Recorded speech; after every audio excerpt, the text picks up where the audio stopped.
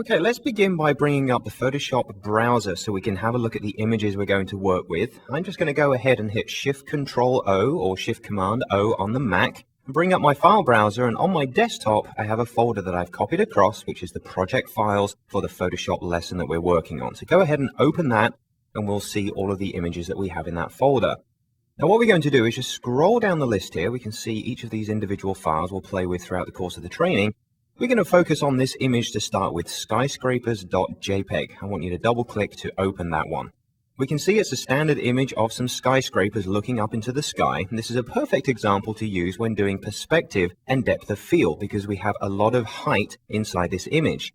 Now, as well as using this, we're also going to be using the starfish image. We'll pull that one up in just a second.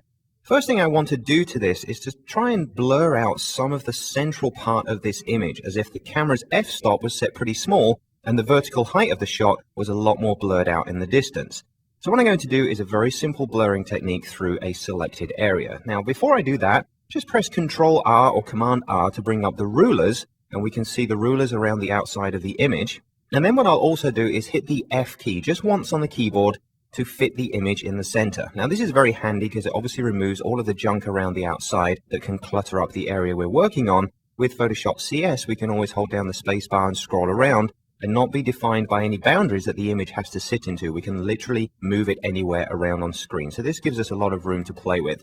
Now what I'm going to do is through the rulers, I'm just going to come up to the top ruler bar here and drag a guide down. And as I drag towards the center of the screen, you will notice that it just snaps into place. It gives us the dead vertical center of our file. And then on the left-hand side, if I just pull the tools palette out of the way, I'm going to do the same and drag a vertical guide out and also snap that into the center. Now, the reason I've done this is so we can draw a marquee that's perfectly centered on the frame. Now, back in the tools palette, we have our standard marquee tools, which are defined up here in the upper left-hand side, rectangular and elliptical. I'm going to go ahead and choose the elliptical marquee tool for just a second.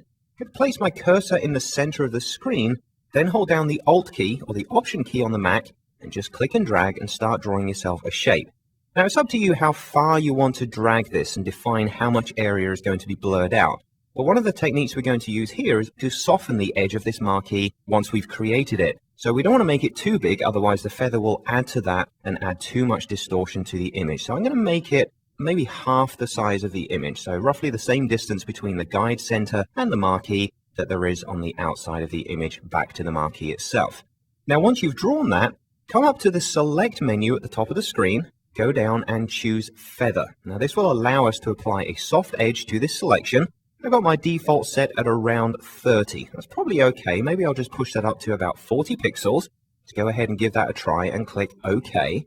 And what will happen is you won't notice any visual difference here with the shape of the marquee itself, maybe a slight movement, but what's actually happened now is any filter that we apply through this selection is going to have its edges or the amount of the effect blended out back into the original image because we now have a soft edge selection.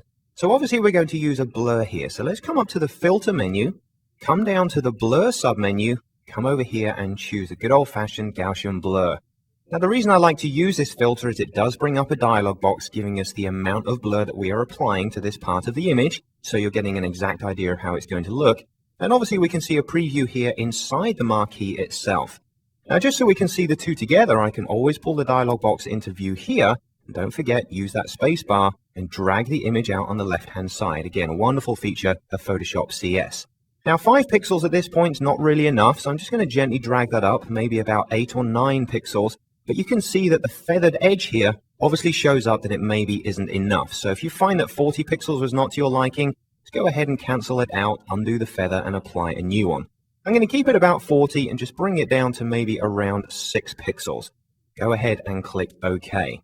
Now once that's done, obviously I'll press Ctrl-D or Command-D on the Mac to deselect, and you'll see what we've done now is applied a very gentle feather to the upper part of these buildings just to give it a little bit of camera focus. A very simple technique, all done through a soft edge mask.